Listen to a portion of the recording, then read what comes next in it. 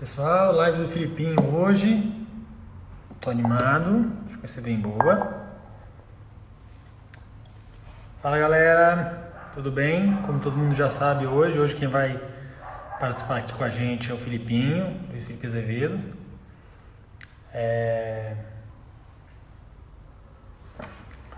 Então vamos agora um pouquinho de calma, só esperar ele entrar. Vou ver se eu chamo ele já. Eu já mandei uma mensagem para ele, ele não respondeu ainda. Mas ele deve entrar daqui a pouquinho. Lembrando que aí amanhã a gente tem às 4 da tarde, 4 da tarde, o Luiz Sabino. Sábado, domingo às 3 da tarde, sábado com a Angélica Augusto e domingo com o Neco. E eu tô começando a preparar já a lista da semana que vem, tá bom? Assim que tiver um pouquinho mais organizado, eu aviso, ok? Por enquanto nada do Filipinho entrar. Vamos ver se vai dar certo, porque, né? Tecnologia é isso, né, gente? A gente fica aqui agora na ansiedade. Tinha que ter um jeito melhor de fazer esse início, a pessoa já entrar comigo, porque toda vez eu fico aqui angustiado de que a pessoa não vai entrar, que vai dar errado, ou que a pessoa não vai ter internet, ou que o negócio não vai funcionar.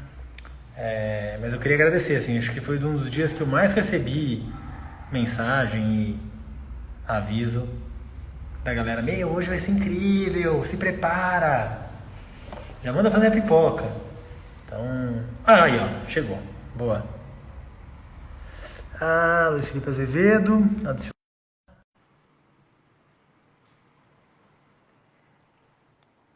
Filipinho, aceita. Isso, boa. Aí, garoto. E aí, achou que eu não vinha? Pai, tava esperando, né? Então aí, tamo junto. Boa, Filipinho. Primeiro, antes de tudo, queria agradecer a presença. Acho que você é um dos grandes ícones que a gente tem no esporte, desde que eu sou criança, que a gente acompanha.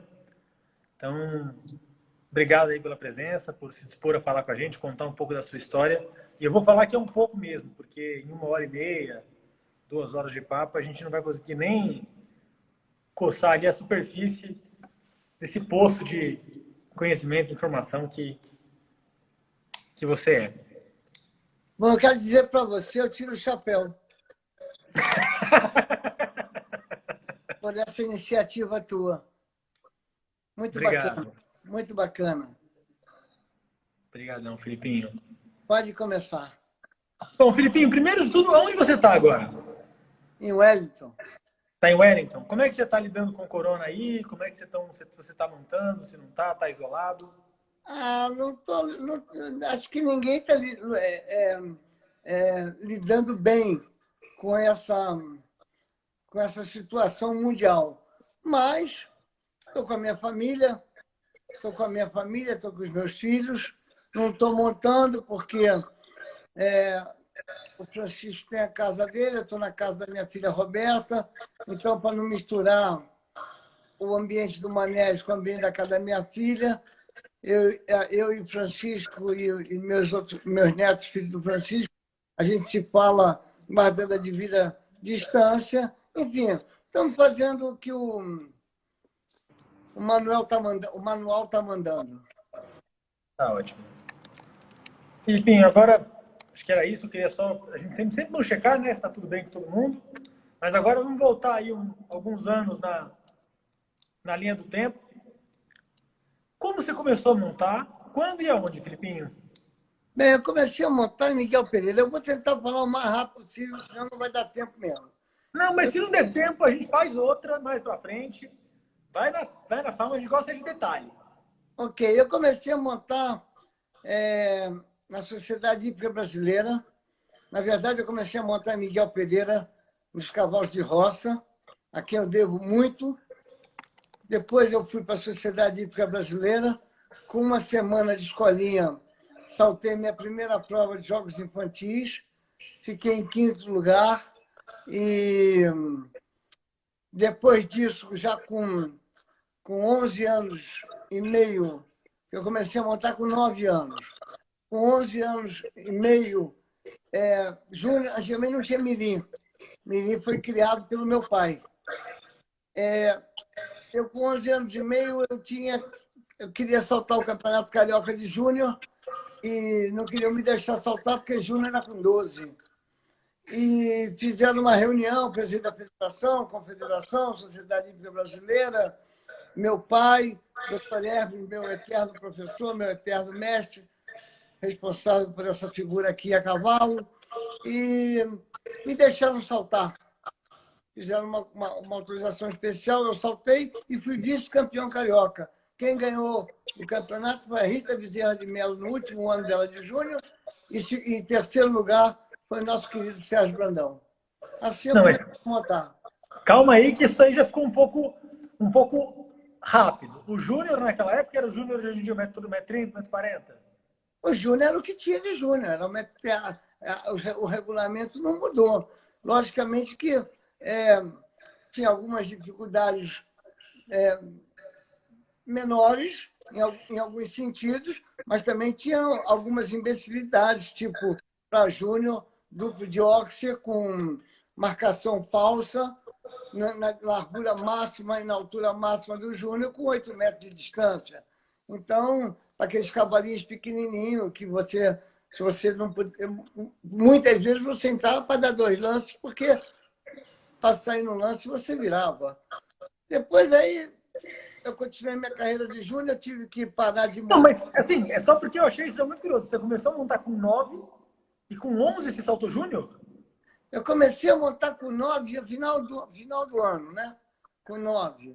Aí, com 10 anos, eu saltava a categoria classe A, que na época era classe A, B, C e D. Eu saltava a categoria classe A.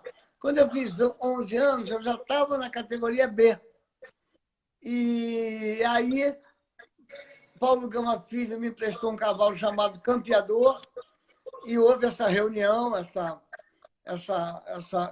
pessoas se juntaram lá, presidente da federação, como eu já falei, presidente da confederação, presidente da Sociedade Hípica Brasileira, meu pai, meu eterno mestre, doutor Hermes, e eles conseguiram uma autorização especial para me saltar. Eu saltei, a Rita foi campeã, eu fui vice, e o nosso eterno amigo Grandão foi terceiro lugar. Seguindo Júnior, se você me permite, seguindo Júnior, eu tive que dar uma parada de montar, porque houve um revés na nossa vida. Então, eu fiquei 1 ano sem montar. Eu tinha 3 cavalos na hípica, perdi os cavalos, fiquei sem cavalo. A Moranda, que foi o Gerson Monteiro que me vendeu, o grande Gerson Monteiro que me vendeu, eu também tive que meu pai teve que se desfazer dela, nós fomos morar em Miguel Pereira, e quando eu voltei, com 15 anos, eu fui, sem estar montando há 1 ano, me emprestaram um cavalo chamado Zodíaco, o Ademar de Carvalho, irmão do Carvalhinho, chamado Zodíaco, e eu entrei no Campeonato Brasileiro. Foi aí que eu conheci o Zé Luiz Guimarães mais a fundo, porque eu já tinha conhecido ele em 63. E o Zé Luiz ajudava o João Carlos Gonçalves. Nessa época tinha rodízio. Eu fiz 0 com os 4 cavalos, o João Carlos fez 0 com os 4 cavalos, e nós fomos para um desempate, e o João Carlos me engoliu. Eu fiz 4 pontos, ele fez um 0 fenomenal com um cavalo chamado Cipau, foi campeão. Depois eu fui mais uma vez campeão de júnior com um cavalo que era meu, chamado Guarani, e terminei minha carreira de júnior em 1970, ganhando o Campeonato Carioca, com um cavalo que foi do Coronel Renildo, chamado, quando era do Coronel Renildo, chamava Aquários, depois virou São Patrício, quando foi para Eduardo Cruz. Essa foi minha carreira de júnior. Tá. Nossa, essa história eu também não sabia. Então, antigamente o brasileiro tinha rodízio na final, assim como segue o Campeonato Mundial? O brasileiro tinha rodízio, o Campeonato Carioca tinha rodízio. Eu fui campeão carioca com um cavalo chamado Beliscão, olha só. Antigamente, eu acho que era nesse ponto, a diversão para quem estava assistindo era muito maior. E quando é que você decide virar profissional do hipismo, Filipinho? É uma história incrível, porque quando nós voltamos de Miguel Pereira, eu estava no final dos meus 15, eu sou de agosto, nós voltamos no final do ano, depois de ter ido representar o Brasil na Venezuela, lá em Caracas, com 15 anos, eu vivia na praia, cabelo grande, no pia, anos 70, né? Final de 60, início de anos 60, 70. Eu tinha muitas amizades no Rio de Janeiro, tinha motocicleta, sempre trabalhando, sempre comecei a trabalhar muito cedo, muito cedo. Vendia roupa, vendia cinto, enfim, o que eu pudesse fazer, porque, como eu disse a você, meu pai teve um revés na vida e eu tive que trabalhar muito cedo para poder fazer o que eu queria. E eu fui... Como eu tinha essa minha vida, eu estudava pouco, eu não gostava da escola, entendeu? Não gostava da escola. Hoje, até, vou dizer para você que gostaria de ter estudado mais, mas não aconselho a ninguém a não estudar. Acho que todos devem estudar. Mas eu, naquele momento, eu não estudava nada. E eu cheguei da praia, minha mãe e minha irmã vieram para cima de mim, e quando meu pai chegou, meu pai me chamou no quarto, num edifício, num apartamento pequeno, que nós morávamos ali na rua Leopoldo Miguel, em Copacabana, e falou para mim assim, você vai ser o que na vida? Porque ele não aguentava mais a minha mãe o tempo inteiro perturbando ele. Nem minha mãe, nem meu pai, nem minha irmã, porque eu não estudava. Eu falei, pai, eu vou ser cavaleiro profissional. Eu tinha o Neco como parâmetro. Aí ele virou para mim e falou, você sabe que essa profissão no Brasil não existe. Eu falei, eu vou criar. Ele virou para mim e falou assim, mas você sabe que eu não posso te apoiar financeiramente. Eu falei, bom, pai, eu já me sustento já há algum tempo. Já até ajudo um pouco em casa. Mas eu quero ser isso. Aí meu pai virou para mim e falou assim, meu filho, você vai ser lixeiro, mas procure ser o melhor dos lixeiros. De hoje em diante, eu não posso te apoiar financeiramente, mas eu estou contigo porque deve é. E olha que eu varro bem uma calçada, hein? Felipinho, por que não existia a profissão do cavaleiro profissional naquela época? Por causa do militarismo? Não, porque não tinha, né, cara? Estamos falando dos anos 60. O Neco tinha ido embora para a Europa, patrocinado pela Arline Givaudan. O Edinho Pessoa trabalhava na imobiliária do pai. O Antônio Alegria Simões trabalhava no banco. A Lúcia Faria, o pai dela, bancava ela. A Rita Bezerra de Mello, o pai, bancava ela. O Alfinete, fenômeno. Vou citar aqui depois uma das coisas mais lindas que eu já vi na minha vida, foi feito pelo Alfinete. Um alfinete espetacular. Ele tinha, graças a Deus, uma família que podia sustentá-lo no esporte, então não tinha necessidade de ter um profissional. Existia o picador, que hoje a maioria dos nossos profissionais voltaram a ser picador. Mesmo alguns profissionais de elite não passam de picadores. Não por falta de qualidade, mas pela mentalidade. Entendi. E aí você virou profissional e como é que seguiu o processo? Foi um processo que eu fui trabalhar na Polícia Militar, no regimento Caetano Faria, com o Coronel Luiz Lopes.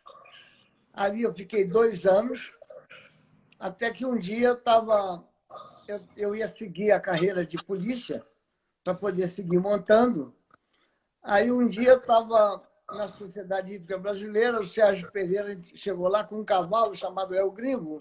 Esse cavalo, para você ter uma noção, ele na Sociedade Hípica Paulista, no indoor, ele, para sair da pista, ele teve que sair puxado por um trator. Ele parou no meio da pista e não saía. Era um cavalo muito difícil, um cavalo que era extremamente difícil, saltava muito bem, mas era muito difícil, pulava cerca, parava no meio da pista e não saía. E o Sérgio Pereira foi eliminado no Rio de Janeiro e virou para mim e falou assim, Felipinho, eu vou deixar esse cavalo com você aí. Eu falei, não, isso é 72, né? Eu falei, se você não faça isso, porque eu não tenho como sustentar um cavalo desse. E isso foi no domingo. Na terça-feira, quando eu cheguei na IPA para montar, o cavalo estava lá. O cavalo estava lá. Eu comecei a montar o cavalo, arrumei uma palanca, fiz uma barbela de arame e tinha um torneio Safra, em São Paulo. O general Eloy Menezes virou para mim e falou: Filipinho, um parênteses. Quando eu entrei nesse Campeonato Brasil de Júnior, eu estava devendo a hípica. E, então eu disse ao dono do cavalo que eu não poderia montar porque eu estava devendo a hípica. E o general Eloy me viu passar. Eu tinha um relacionamento com o Eloy, um ídolo, né? Um cavaleiro excepcional. O Eloy falou assim: pô, Felipe, que maravilha você estar aqui. Eu tenho um cavalo chamado Sonho que está refugando. E eu queria que você desse uma montada nele. Eu tinha 15 anos. Para botar o cavalo para frente. O general Eloy Menezes, hein? Aí eu, general, expliquei minha situação para ele, que eu não podia montar, porque estava devendo ao clube. Eu montei.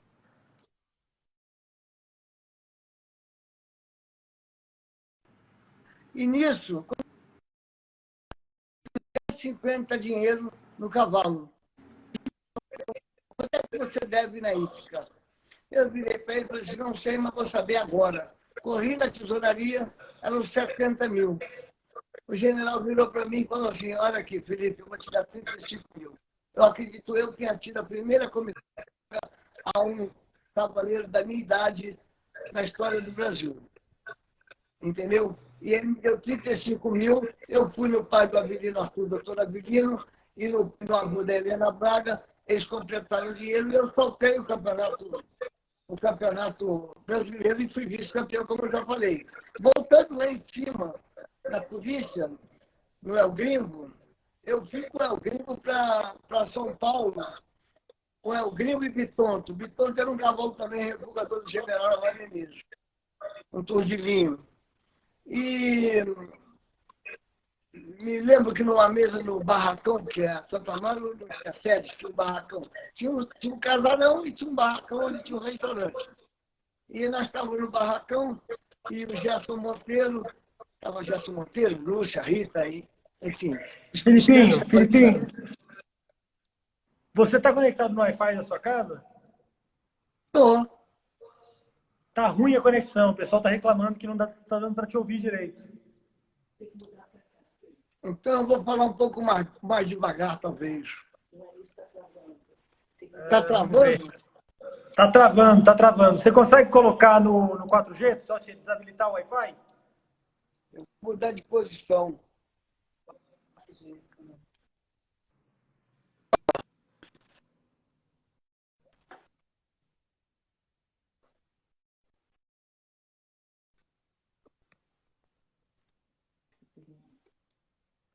É só a conexão dele, né, gente? A minha tá ok.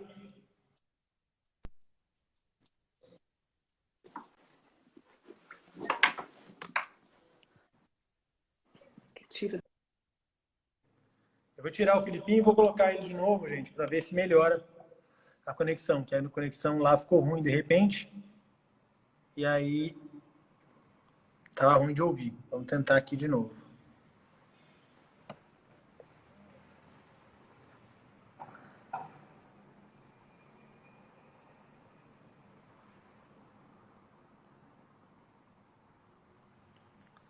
Isso é internet, gente. É assim mesmo. Conexão a gente depende das pessoas, do vento.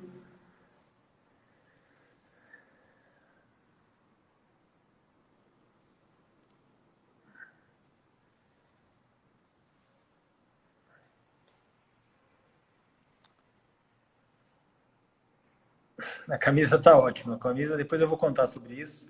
Já queria agradecer aí a Luquiu, que topou me ajudar com essa, que eu estava muito mal vestido esses dias, cada dia com uma camisa diferente. Então, esses dias agora eu vou estar vestindo Luquiu nas entrevistas. Muito feliz com essa nova parceria. E vamos ver se eu acho aqui o Felipe. Felipe, vê se você consegue aceitar aí pra gente. Vamos ver se volta a internet. Pô, vamos ver se voltou agora.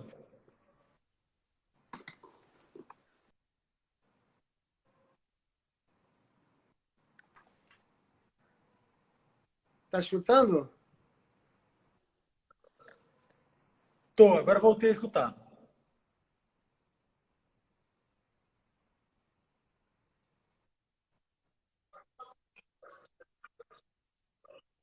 Eu acho que até você levar o cavalo torgininho pequenininho que refugava para São Paulo.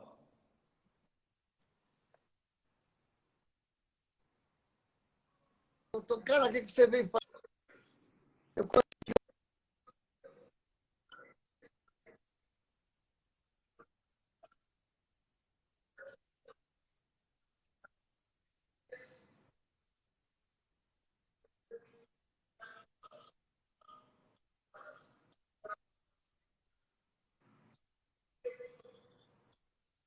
José Luiz Guimarães, e aí minha vida começou em São Paulo. Não deu? Não, Filipinho, vai colocar no 4G, ou ver se alguém aí te ajuda, ou talvez você sentar em outro lugar na casa, mais perto do roteador, porque a gente não está conseguindo te ouvir. Aí quando você conseguir mudar aí, ou achar um sinal melhor, me avisa que eu te chamo de novo e a gente reconta a história que não deu para ouvir mesmo. Infelizmente, a gente é escravo da tecnologia, né? Então, com sorte, daqui a pouco você acha. Eu diria para você ir um pouco mais perto do roteador, que é de onde sai a internet, aquela caixinha, ou do modem, para ver se a gente melhora um pouco a conexão.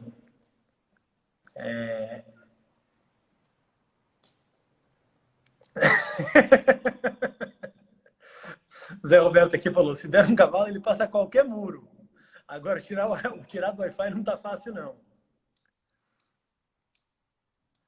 Meu pai tá assistindo. Enfim.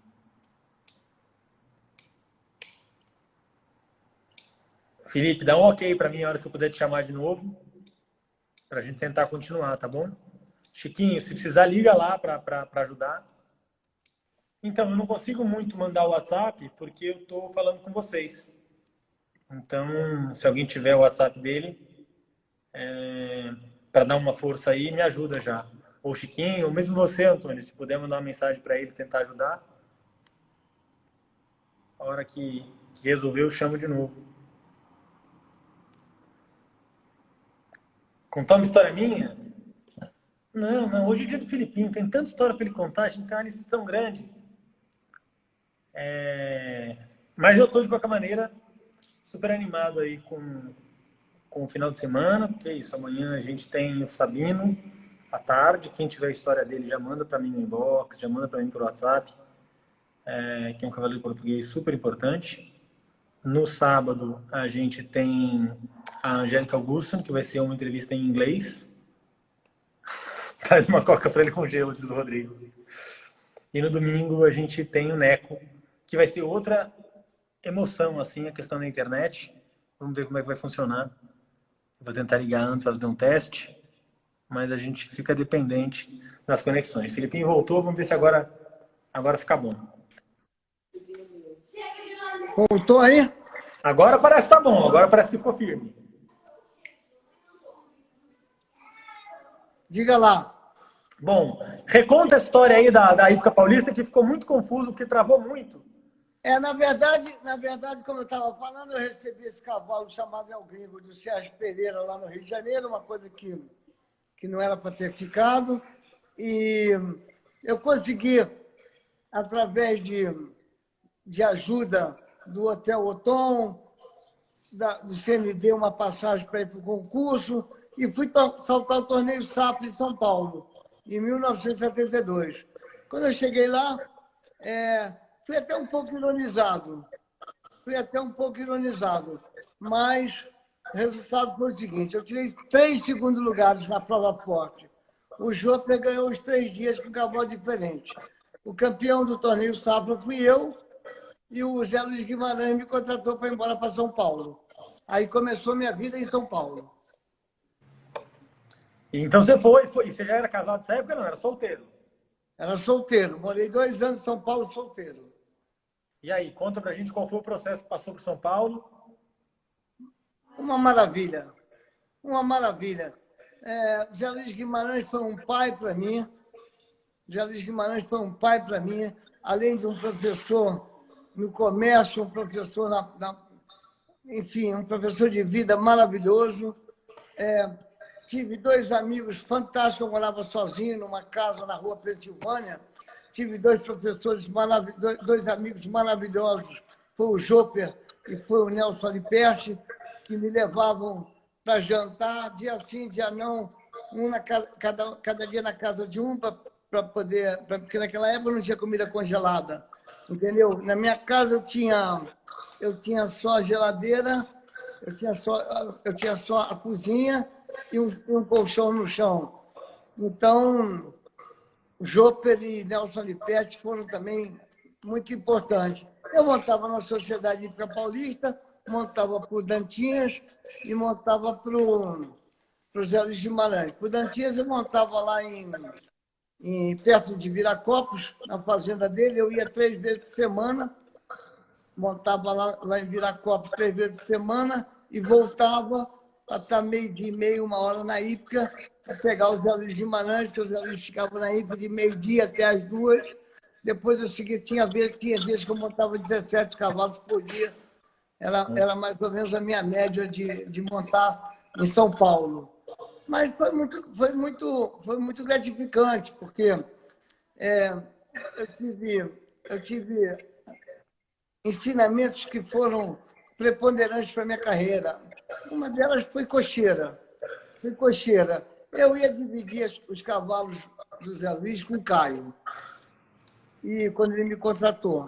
E quando o Alfinete voltasse da Europa, que seria no final de 73, ele escolheria os cavalos para montar e o que sobrasse nós ficávamos para nós dois. Quando eu cheguei em São Paulo já para ficar, o Caio, naquele momento, tinha resolvido dar uma paradinha de montar e eu fiquei montando todos os cavalos. Entendeu? Então, mas o Zé Luiz sempre me dando todas as condições necessárias para montar. E tem uma história pitoresca, porque o Zé Luiz sempre levava todos nós para comer sábado no melhor restaurante que tinha em São Paulo, que chamava Tambui. E lá eu conheci o Ronald Golias. E eu fiquei amigo do Ronald Golias. Então, durante a semana, quando eu não ia na casa do Nelsinho, quando eu não ia na casa do Joper, eu ia para o Tambui bater papo com ele e ele me convidava para jantar, porque ele também não pagava no Tambui. E até que um dia o Ronald saiu numa excursão e eu fiquei lá sem comer, né? Fiquei lá tomando Coca-Cola, mas nesse momento eu conhecia já o dono do Tambui e o gerente. Aí o cara marcou 2 ou 3 vezes que eu fui lá e não comia. Ele perguntou, vem cá, eu vejo quando o Golias está aqui, você come. Quando o Golias não está aqui, você não come. Por quê? Aí eu contei a verdade. Aí daquele dia em diante eu tive vida mansa no Tambui, eu podia ir jantar todo dia no Tambui, para a glória do Joper e do Nelsinho, né? Que não tiveram tanto trabalho comigo mais, porque eu ia para lá. Depois de São Paulo, em 74, eu botava esses cavalos todos, equipagem, original, o próprio Eclipse, que o Caio falou aí na entrevista a ele, aliás, que entrevista maravilhosa que o Caio deu, montava esses cavalos todos, até que o Alfinete chegou, escolheu os cavalos e não escolheu a equipagem, que era o cavalo que eu mais gostava. Eu fui ao Rio de Janeiro em 74, passar o carnaval, e quando eu estava voltando, sofri um acidente muito violento. Eu caí de 14,90 metros de altura, em queda livre de automóvel. Eu cheguei a fazer 4 operações na cabeça, meu braço direito abriu, quase que eu perdi o braço, meu olho direito saiu, enfim, foi realmente um acidente terrível.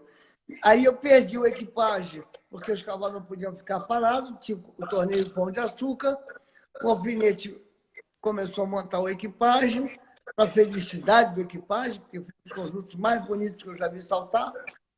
E o Caio pegou o Eclipse. O original e o Alquebracho, que era do Dantinhas, continuaram na fazenda. Continuaram na fazenda. E eu assumi, eu com o original, depois de 3 meses desse acidente, 3 meses depois, não demorou mais que 3 meses, eu operar a cabeça, afundei parietal, fiz, acontecia, eu já estava em cima do cavalo. Com o braço que não esticava, já estava em cima do cavalo. Em setembro, eu fiz o acidente em março. Em setembro, eu fui campeão brasileiro no Paraná com o original, em 1974. E também, em setembro, eu casei com a Beth, minha mulher. Né? Nós estamos já casados há 45 anos. Vai para 46 esse ano, se o coronavírus deixar. Vai deixar, vai deixar. E aí, no final do ano de 74, eu perdi também o original. Eu perdi também o original que foi comprado para que o Caio montasse.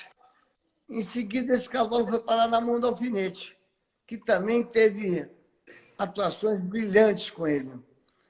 Veio o ano de 75 e tinha o Sul-Americano lá em São Paulo. Tinha o Sul-Americano lá em São Paulo e meu nome não estava nem entre os cavaleiros para participar da seletiva. Eu só tinha o Elquebracho.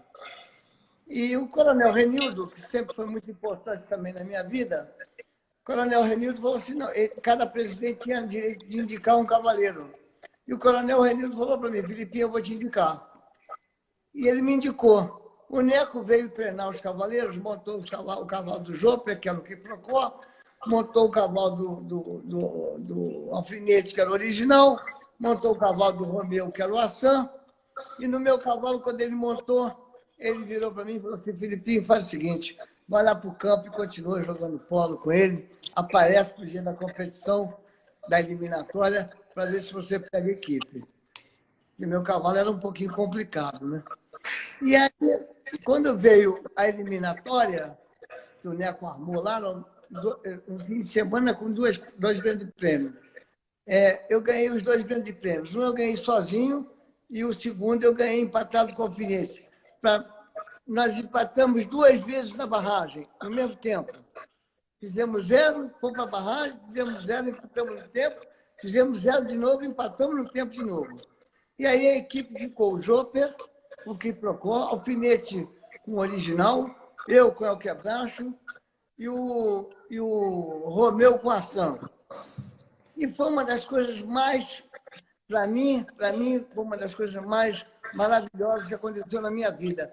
Porque eu vinha de um acidente grave, a minha cabeça eu estava precisando ser operado de novo da cabeça, porque eu estava com a inflamação na cabeça, e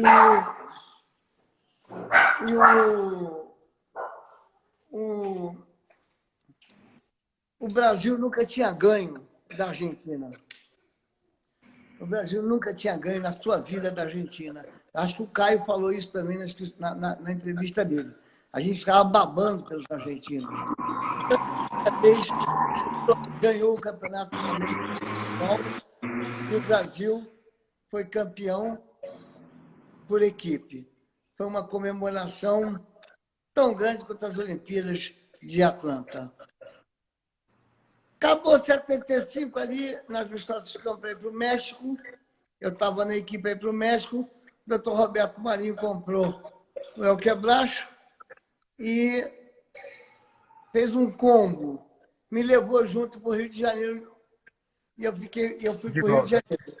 Quando eu cheguei no Rio, o meu contrato com o Roberto Marinho era de montar exclusivo e eu não podia competir. Eu tinha 22 anos. Isso durou 6 meses, porque eu não aguentava. Testosterona na cabeça, eu querendo competir, não podia. Doutor Roberto, maravilhoso, eu morava numa casa de 5 andares na Lagoa, na Sacopã, toda mordomia, um salário maravilhoso, mas faltava o que mais me motiva na vida, que é a competição. Adrenalina. Eu sou viciado em adrenalina. E o que aconteceu? Eu fui no doutor Roberto, expliquei para ele a minha situação. O doutor Roberto falou para mim assim: você sabe que quem vai embora da Globo não volta. Eu falei: eu não estou pedindo para ir embora. Eu estou pedindo para o senhor me mandar embora. Aí ele virou para mim e falou assim: você é muito inteligente. Eu vou fazer isso com você. E o que aconteceu? Eu fiquei 17 anos com o doutor Roberto, sem ter vínculo empregatício com ele, mas eu era o homem de confiança dele e montava os cavalos dele. Foi uma maravilha. Só um pouquinho, que tem tanta pergunta vindo, a galera está querendo tanto ouvir tanta história que eu já não sei o que está dentro da cronologia, pessoal. Eu estou pedindo, eu sei que vocês querem mandar, querem todo mundo participar, mas eu estou tentando manter um pouco de cronologia para a gente poder manter alguma lógica. Alguém pediu para você explicar da mágica da bola. Todo o tempo que eu tenho o tempo que você quiser. Para mim está sendo tão gratificante estar aqui com vocês, com esses amigos todos que eu fiz no hipismo, essa galera que sempre o meu suporte sempre foi de cocheira, entendeu? Então, está sendo... O que vocês quiserem perguntar, eu vou responder. Alguém pediu para você falar da mágica da bola. A mágica da bola, sabe o que é? A mágica da bola foi o seguinte: quando eu sofri esse acidente, filha da puta que fez isso. Quando eu sofri esse acidente, eu fiquei com uma cavidade na cabeça, que eu fiz 4 operações na cabeça, que eu tenho até hoje. E eu fui montar em 1977 para o Harvey Smith. Eu fui montar para ele e o Hélio Pessoa me pediu para mim, na época, em fevereiro, para montar um cavalo para ele, chamado Esquema, para botar um pouquinho para frente para uma aluna dele.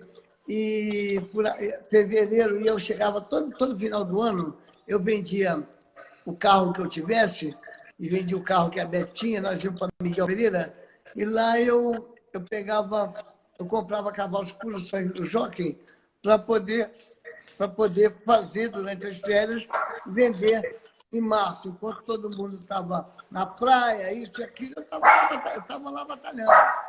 Eu estava lá trabalhando. E eu fui ao Rio de Janeiro. Cheguei no Rio de Janeiro, em fevereiro, o sol tremendo, fui de ônibus. Cheguei lá, montei o cavalo com o Hélio, e tinha uns ingleses, eram 2 rapazes e um casal, o pai e a mãe, me chamaram na cerca, e eu fui lá falar com eles, não falava nada de inglês, e chamei o Hélio. Quando o Hélio chegou, já chegou abraçando, era o Harvey Smith. E o Harvey falou assim, o Hélio falou para mim: Felipe, o Harvey quer te levar para a Europa, para você montar para ir lá na Inglaterra, e você nas quarta-feira, você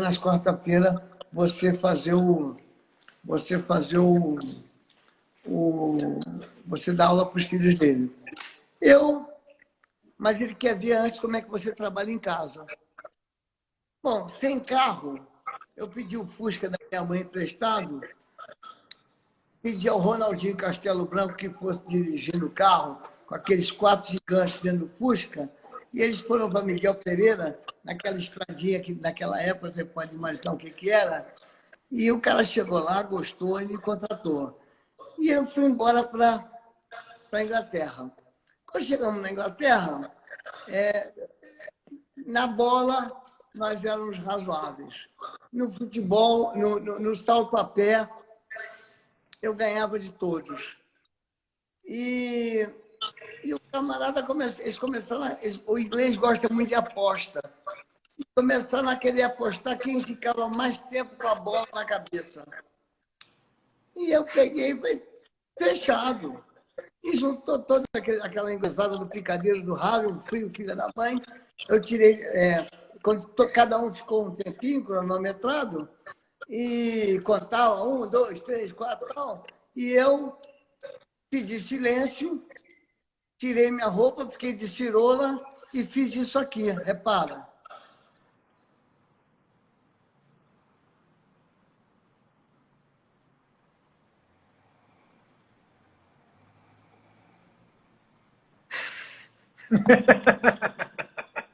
E ganhei. E ganhei a aposta. Essa foi a mágica da bola, porque eu tinha essa cavidade que a bola encaixava. Essa foi a mágica da bola. Eu acho que tem muitas histórias para frente para contar, mas você falou de uma coisa aí que me lembrou uma história que eu adoro, que eu escutei quando eu era criança, que é do salto a pé. Fala pro Rodrigo que a Coca-Cola está aqui. Tem uma história boa sua de saltar a pé, não tem? Cara, em 1979, eu tinha 200 francos suíços no bolso. E fui saltar um grande prêmio em Geneve, fui saltar um concurso em Geneve, no Palais de Sport, e um cavalo chamado... como era o nome do cavalo? Já lembro. E o cavalo, e o Neco falou, porra, não vai, cara, você vai fazer, o que você vai fazer com esse cavalo lá? E era um cavalo da Evelyn Platon. E eu fui. Logo depois do grande prêmio, teve um coquetel da Mãe de Chandon no meio da pista, e eu estava encostado numa vertical de 1,60 m, mais ou menos, onde eu tinha feito a falta, conversando com o Diogo Coutinho, proprietário do Balão B, e com o Harvey Smith. Aí eu falei, pô, bati nesse obstáculo aqui, eu passo isso aqui a pé. Eu estava de paletó e gravata. Aí o Coutinho vira, me passa o quê, pá? Estás a contar bravata? Eu falei, não passo? Quer apostar os 200 francos suíços que eu tenho no bolso? Isso no meio do coquetel da Mãe de Chandon, hein? E na Suíça, em Geneve. Tirei o sapato, tirei o paletó, um amigo meu, Paulo Estado, que estava lá conosco, pegou o dinheiro do Coutinho, pegou o meu dinheiro, casou, eu vim. Mas na hora que eu vim, o Rabi, que já sabia que eu soltava muito bem, ele viu, os ganchos antigamente eram um pouquinho mais afundados, né? Era um gancho, né? Porque gancho reto eu não conheço, mas era um gancho. Hoje em dia é uma plataforma, antigamente era um ganchinho, né? E quando ele virou o gancho, o obstáculo estava com 1,70 m. Eu vim e passei. Quando eu passei, o europeu adorou. Todo mundo que estava ali, eles fecharam a fotografia maravilhosa. Saiu no Laney Pique, que é o livro mais importante de cavalo no mundo. E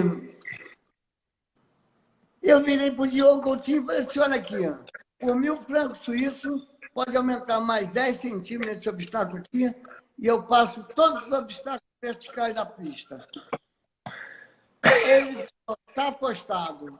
Aí eu passei o obstáculo ao 1,80 m, passei todos os obstáculos verticais da pista, e aí eu queria fazer uma aposta que eu ia passar tríplice de 1,60 m.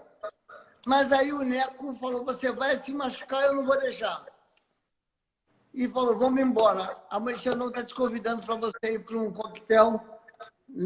E eu fui para o coquetel com o Neco, com as modelos maravilhosas da Mãe Chandon. E foi isso aí que aconteceu. Voltei para casa com 1.200 francos suíços no bolso, a mais dos 200 que eu tinha. Sensacional. O Vitor perguntou aqui, eu não sei exatamente se é, de novo, alguma coisa relacionada, a melhor Copa de Esquadra que você teve, pode ser? Melhor o quê? Deixa eu achar aqui. O Teixeira falou, pergunta do melhor capo de esquadra que ele teve. Melhor capo de esquadra. Eita, esse Vitor é danado. Melhor capo de esquadra que eu tive foi o Vitor. Porque nós estávamos em Roma, saltando Marcelo e Vinícius, e Neco. E o Vitor estava sem cavalo, nós botamos o Vitor de capo de esquadra, para ele ter o hotel de graça, as mordomias, enfim. E os cavalos lá em Roma, você fica em umas cocheiras embaixo e você tem que vir, os cavalos atravessam uma rua para chegar no local do concurso em Piazza di Siena. E quando vinha eu e Marcelo Berme, eu vinha com a minha casaca verde aqui nas minhas costas, aliás, um parente. Eu só tive uma casaca verde na minha vida, que eu uso até hoje. Fiz em 1982. Eu estou reunindo provas para botar ela no livro do Record. Bom, aí eu vinha andando e o Marcelo Clésio vinha tomando uma garrafinha de Coca-Cola como essa aqui. E aí, ele acabou a Coca-Cola, botou numa cerca viva, dois carabineiros vieram a cavalo e chamaram a atenção do Marcelo, e o Marcelo bateu boca com os caras. E eu falei, porra, Marcelo, deixa esses babaca pra lá, nós temos que saltar o grande prêmio agora. Eu estava com a Miss Globo, temos um grande prêmio para lá, agora, deixa esses babaca pra lá, vamos embora. Eu não sei bem o que os caras entenderam, que os caras partiram a galope para cima de mim.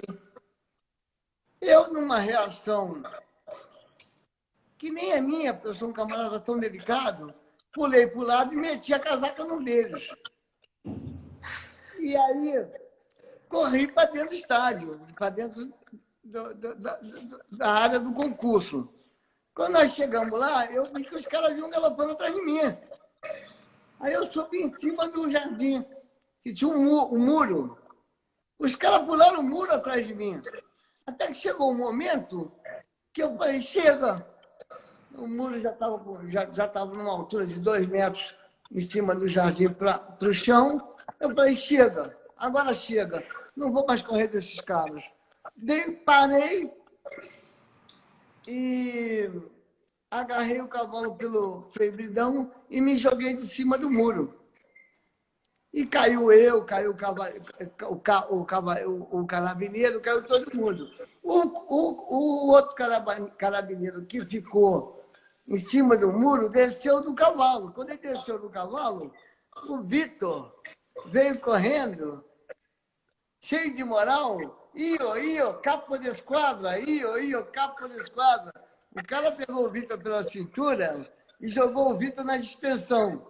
O Vitor, acho que o Vitor está voando até hoje. O Vitor está voando até hoje, porque o cara tinha quase 2 metros de altura, jogou o Vitor longe. Enfim, aí veio o Grande Prêmio, eu fui terceiro no Grande Prêmio, depois de muita confusão, me deixaram soltar o Grande Prêmio, eu ia dar um depoimento depois do Grande Prêmio, mas aí eu combinei com o Frederico Cotier, na hora que acabou a entrega de prêmio dentro da pista, ele estava no flambeau, o Aparecido saiu puxando a Miss Globo, eu botei a casaca azul da França, saí pelo outro lado do estádio e fui para casa de uma amiga minha e fiquei escondido 15 dias lá na Itália para poder depois sair por trem para ir para Chiasso, me encontrar com a equipe, para depois ir para Lucerne, Rickstead e o Campeonato Mundial de Dublin. Aí a história que eu vi que eu faço. Confusão, bobagem, né? Não é confusão, diversão. Filipinho, bom, voltando lá, então, você acabou de falar, inclusive, dela, foi nessa época que você estava trabalhando com o Roberto Marinho que veio a Miss Globo. Não, a Miss Globo, na verdade, não foi na época que eu estava trabalhando com o Roberto Marinho. Eu em 1900, o Marcelo falou sobre isso aqui, sobre o campeonato, as Olimpíadas de Los Angeles. Eu, em 82, quando saí do Malzone, conforme o Caio falou, eu fui contratado pelo Alas Pioneiro. E eu levei o Tamo Novo comigo. Não, então calma aí, que eu me perdi na linha do tempo. Você estava trabalhando com o Rodrigo, com o Roberto Marinho no Rio. Não, isso foi nos anos 70. Pediu para ele se demitir. Quando é que você volta para o São Paulo para ir para o Malzone, que é, teoricamente, quando entra o Tambo Novo na sua vida, é isso? Ah, bom, então, quando em 76 eu parei de trabalhar para o Dr. Roberto, em 77 eu fui para o Raven, em 77 eu ganhei tudo que você pode imaginar depois no Rio de Janeiro, fui campeão brasileiro com o Pirão, com o Panteon, com o Eclipse. Foi um ano que só dávamos nós. Não tinha outra, não tem nem como falar outra coisa, porque é verdade. E no ano de 78, eu sempre fui um camarada que reivindiquei muito na política. Em 78, e eu lutei muito pelo esporte amador, não só o esporte, só o hipismo, como todos os esportes. Eu era ativo, era uma pessoa ativa na politicagem para melhorar o esporte amador. E tem até um depoimento da Isabel, jogadora de vôlei, que ela bota no meu livro, no livro que nós estamos escrevendo, que ela põe lá que se o esporte amador hoje tem alguma coisa, deve muito a Luiz Felipe de Azevedo, Filipinho, nos anos finais dos anos 60 e nos anos 70. Em 78, eu fui saltar o campeonato, eu quis ir para o Mundial. O Neco me arrumou a inscrição para o Mundial em Aachen, em 78. E eu ia com pirão.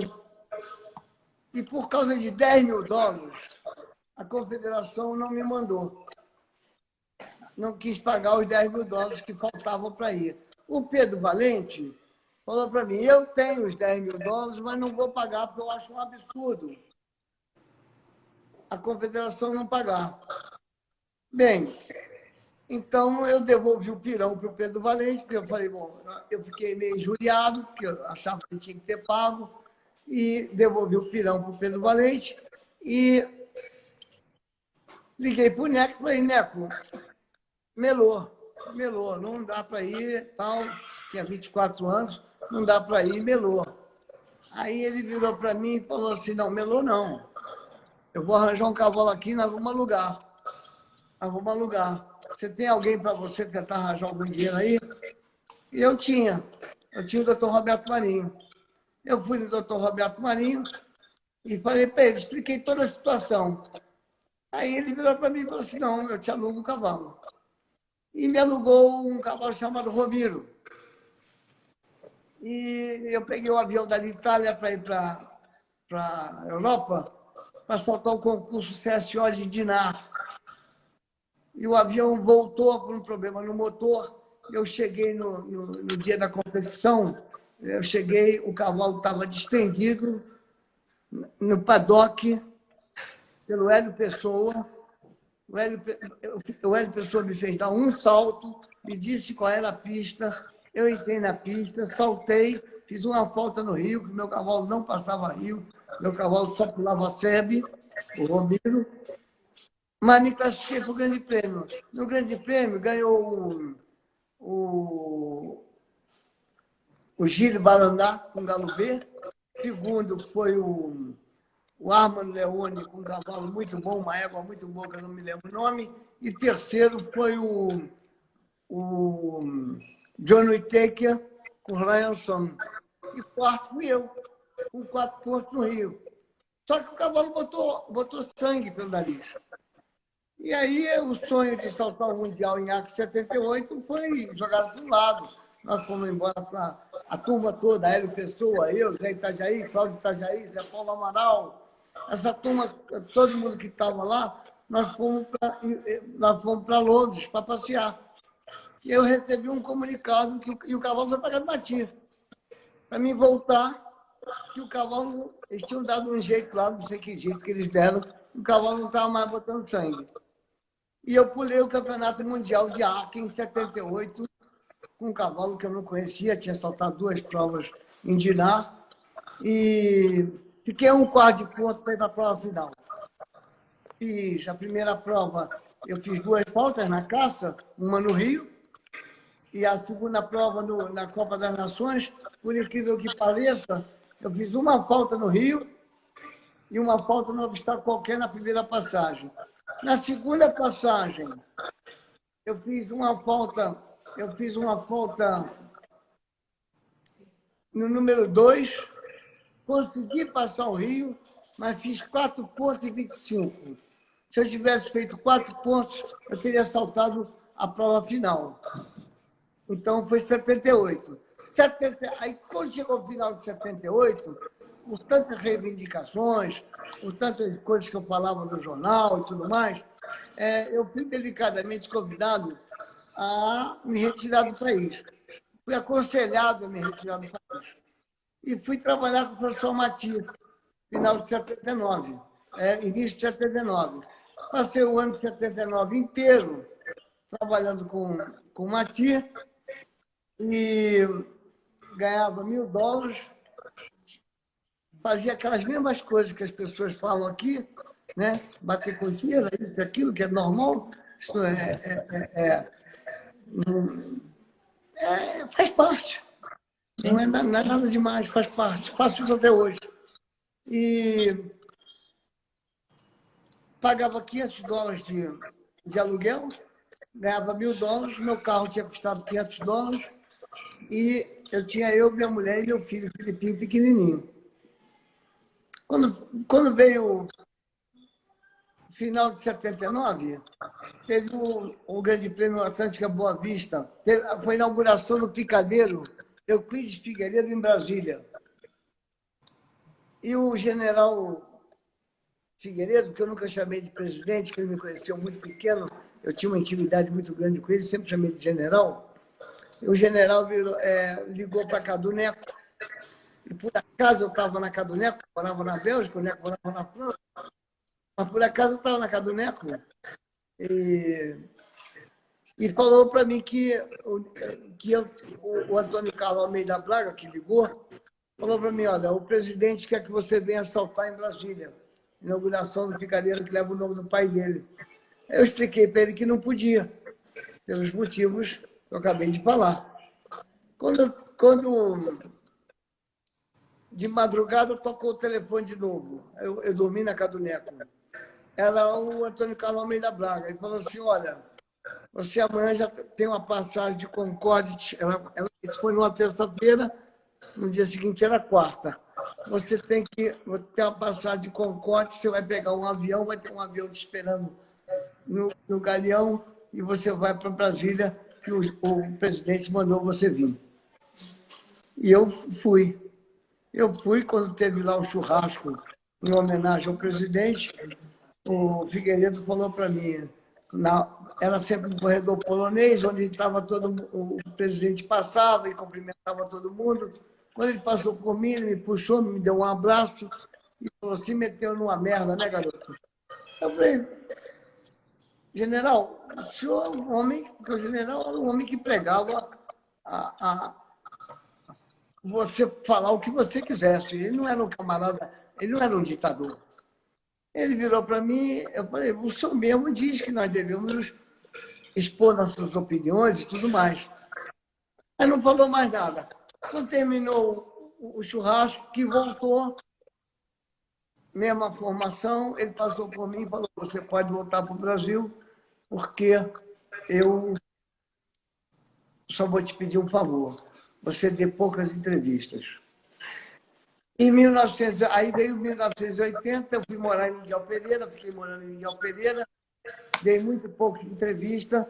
Felipe, vamos parar você voltando para o Brasil, para Miguel Pereira, porque vai acabar o nosso tempo e eu vou abrir outra hora para a gente adiantar nesse papo, tá bom? Então, todo mundo que está aí, eu vou encerrar essa live e abrir a segunda para a gente continuar, ok? Fechado. Então, pessoal, volta aí que a gente já continua.